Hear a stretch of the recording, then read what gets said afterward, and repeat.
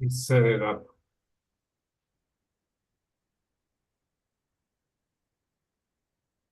Live on YouTube. Oh yeah, great man. Okay.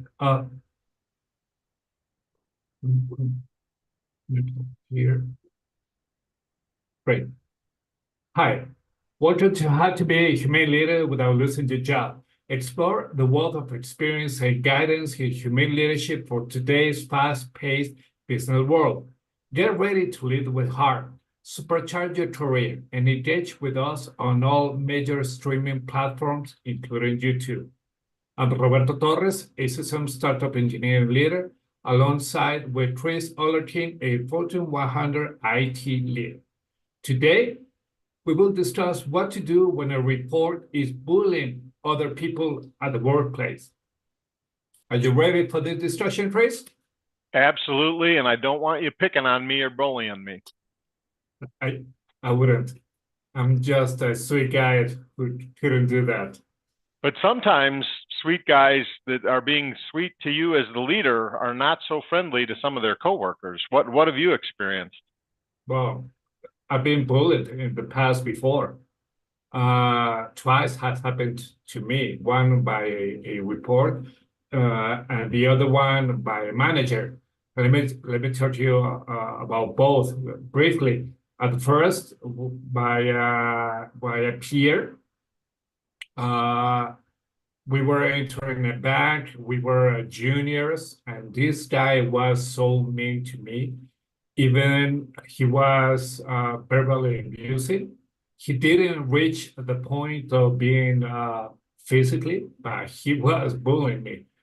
And the other one, my manager, he was the country manager of the company, and he was really upset because he provided me the worst projects, the most difficult, the ones that couldn't be solved, and I did it. So he was bullying me. But in the end, I think that bullying, regardless of the size of the company or regardless of the country, it is something that shouldn't be Oh, in any case. agreed. Absolutely agreed. And I think to some degree, our virtual workplace has made this actually a more challenging thing for leaders because back a long time ago, before video cameras over the internet and stuff, the manager or the leader has an opportunity to see it in person, right? He sees it doing this bullying taking place. But now with a lot of online and virtual working, the bullying can take place over video, and the humane leader may not always have an opportunity to see it. So it can be very challenging for the leader to intervene and try and resolve the conflict if it's possible, or make a determination of who's guilty, because sometimes the bullying is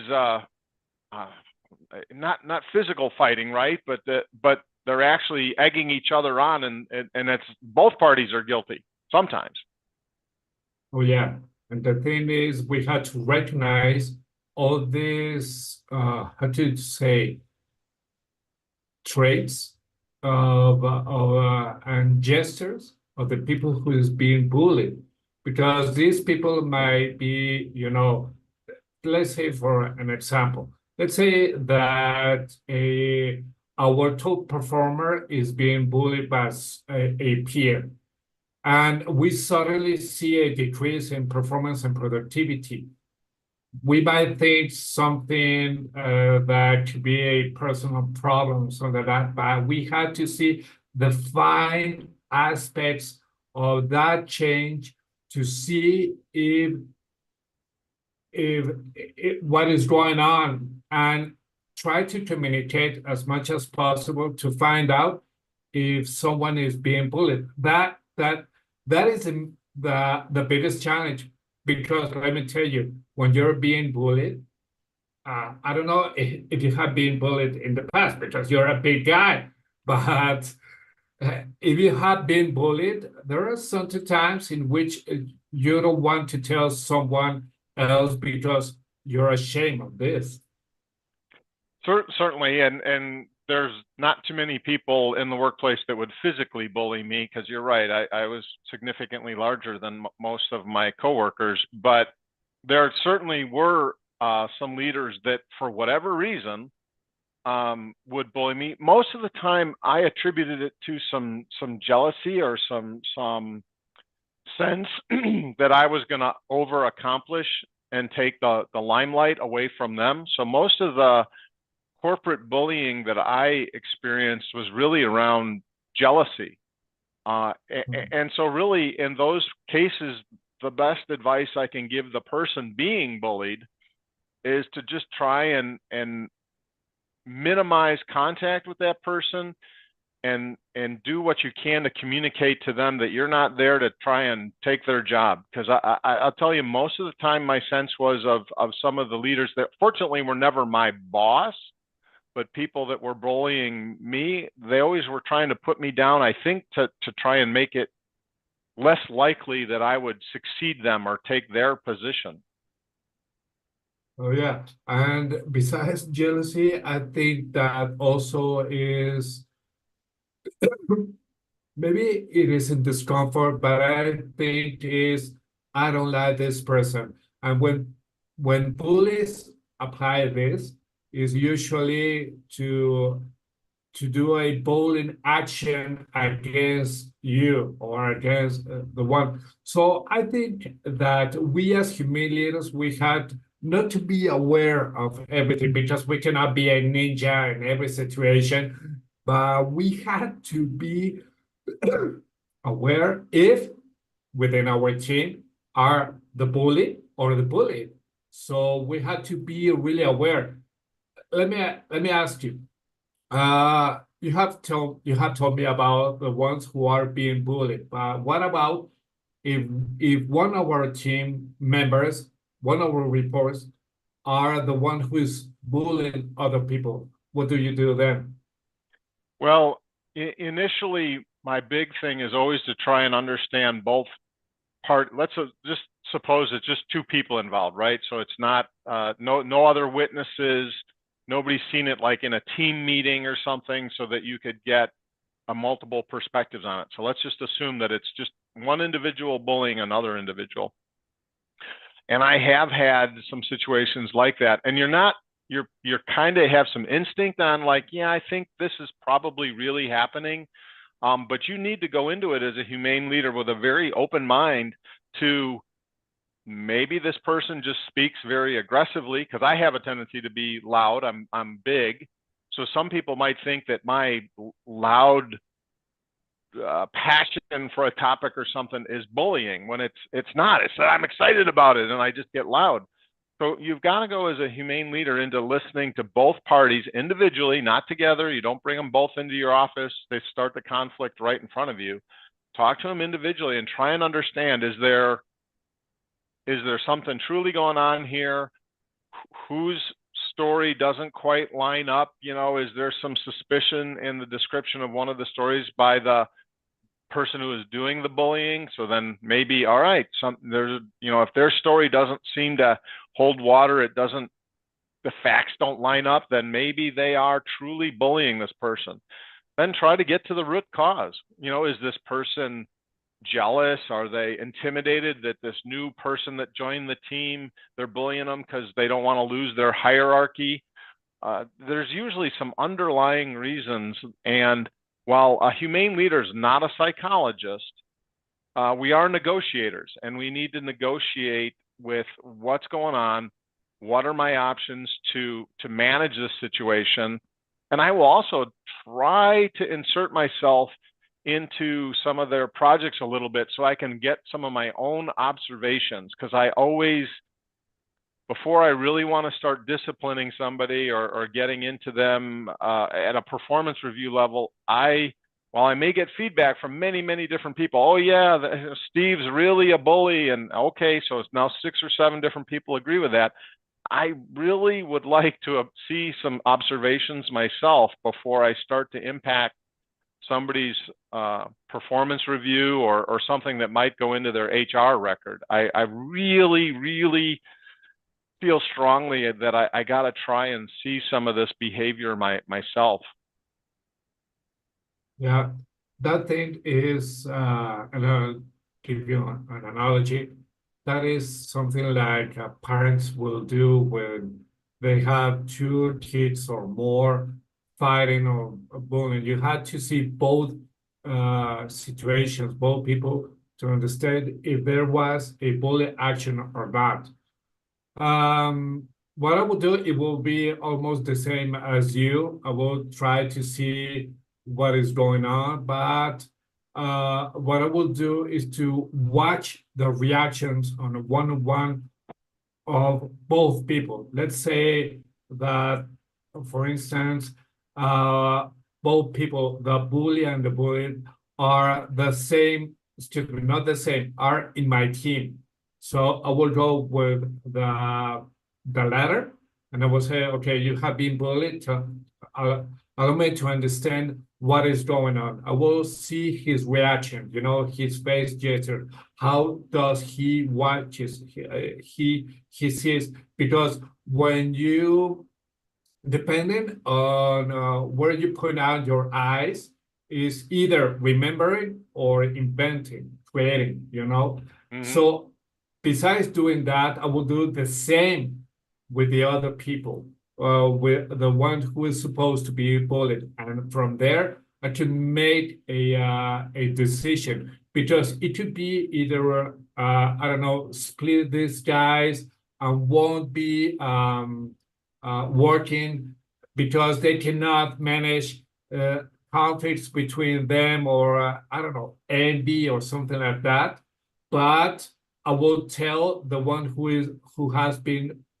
is bullying that that kind of behavior is not with the culture of my department, nor the culture of the company. That is the first one. And the second one, it could be that maybe this person, if it goes worse and worse, maybe I will send it to HR and talk with HR about it and see what could be done. What are the guidelines regarding this? Because HR is something really, really important. We, as humane leaders, even though we had to take decision, we must tell HR about this kind of behavior.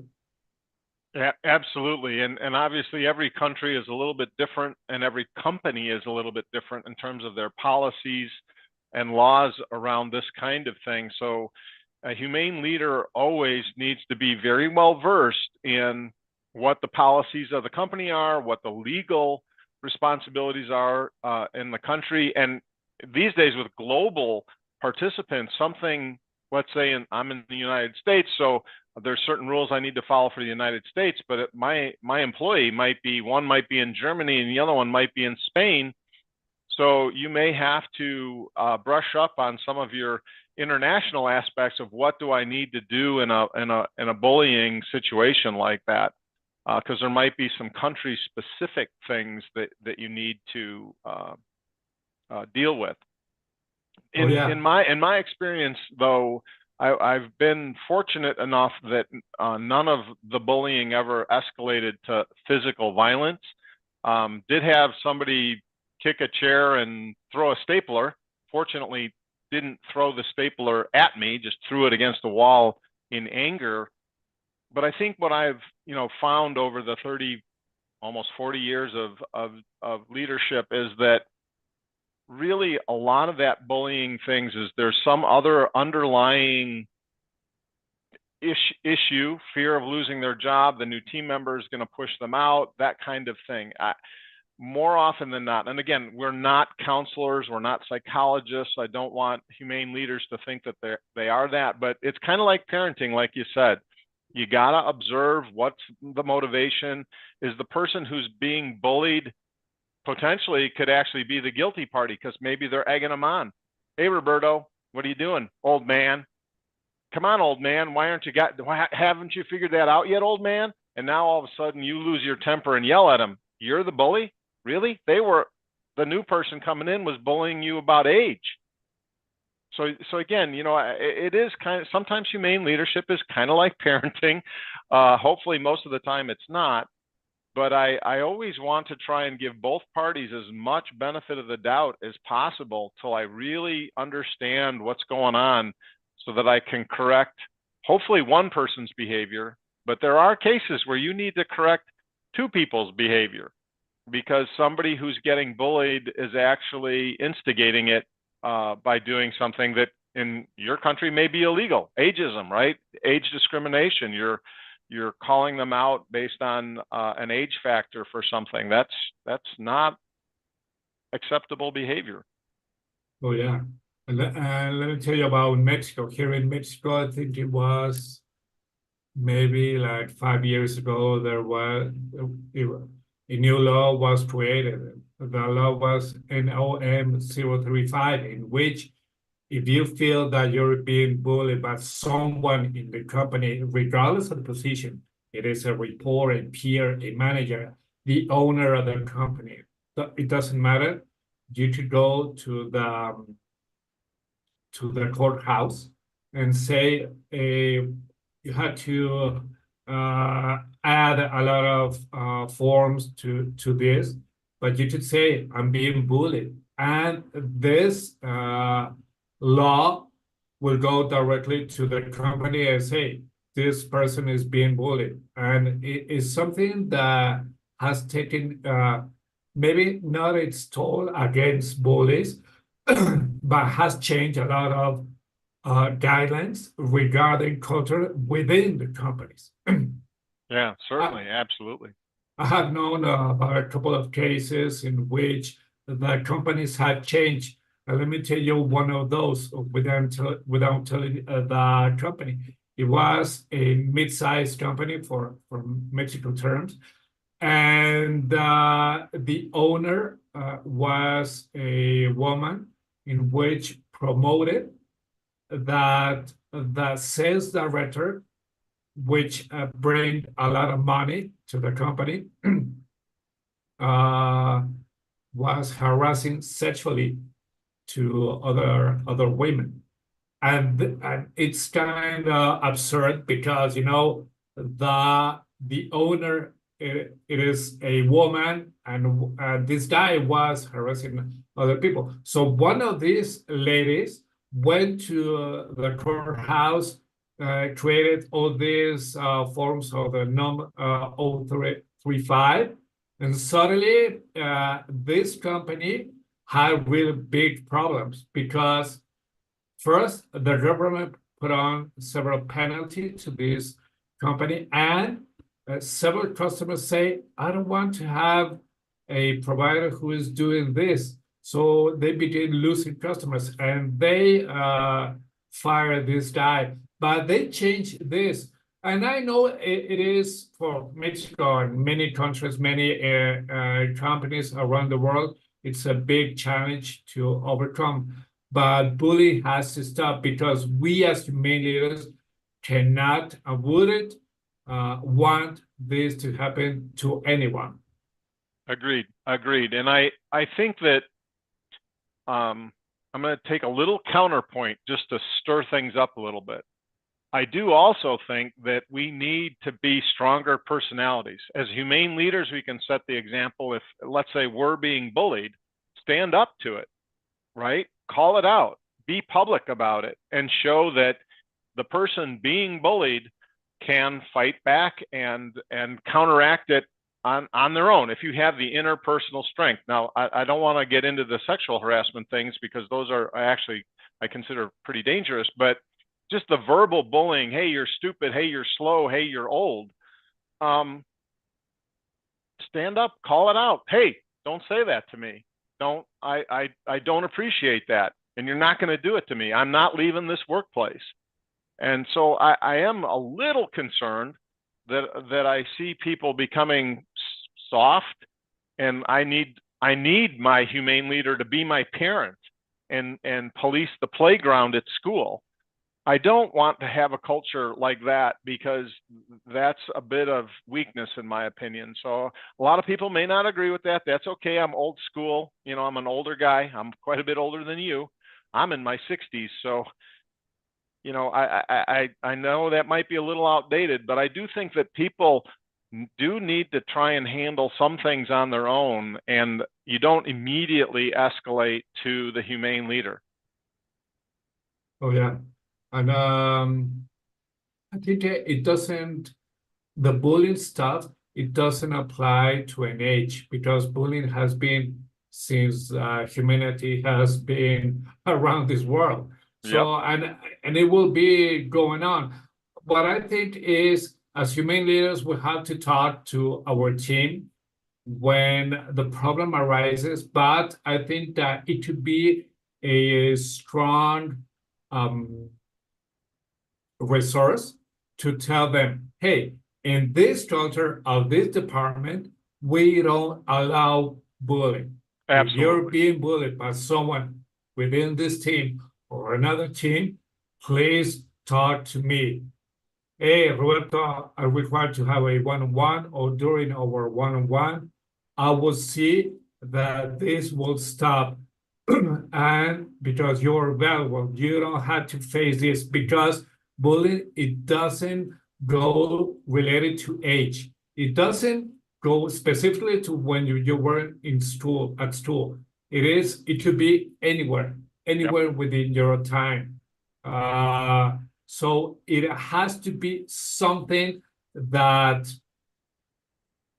it has to be a culture, but it has to be something that has to be told, so anybody to know what to do and what not to do. And the bully, the one who to be a bully to other ones, be aware and aware about this. Right, and you could be, like I mentioned, I'm quite large and intimidating and big lungs, so I'm loud. And I've certainly had occasion for people to say, could you tone it down a little bit, or don't get so passionate about it? Not bullying, but perhaps some people were interpreting as bullying, right? And so maybe as an individual, take into account some things about your own personality. Are you too loud in a meeting? Did you start yelling because you were so passionate about it? People might interpret that as that you're bullying them, and that's not your intent. Your intent was you're very passionate about the topic. You're trying to get people's attention. Well, maybe you need to tone it down a bit. And even I've gotten that kind of feedback.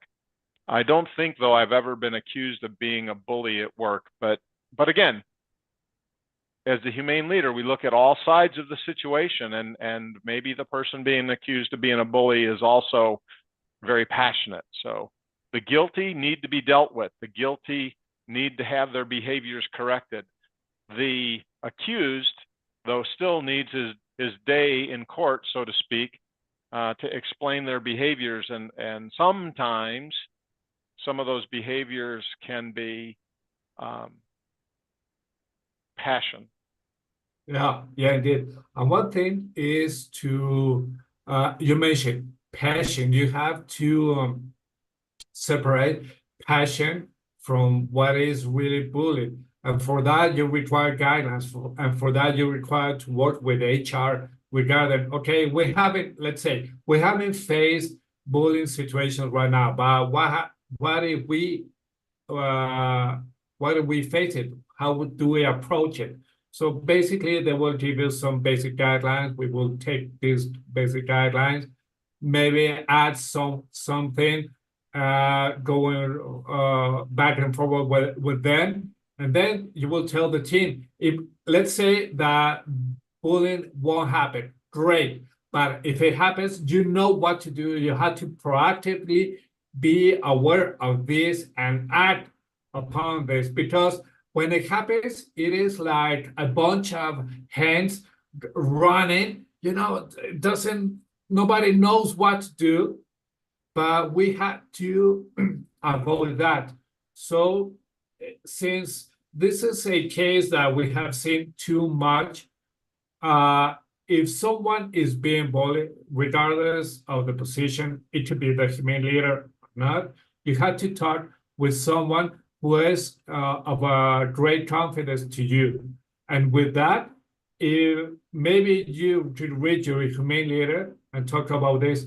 If you don't have a humane leader, maybe you can reach another humane leader that you identify to have maybe support, because a humane leader besides your own team will be humiliated to other people. Right. A humane leader is an asset to the company, is the way I would always approach it, right? It is, you are trying to help the company be successful in a humane way. So there are going to be situations, and sometimes even having the person that if you're being bullied, the person you approach being outside of the team, being the first person you approach, sometimes is better because they're more objective.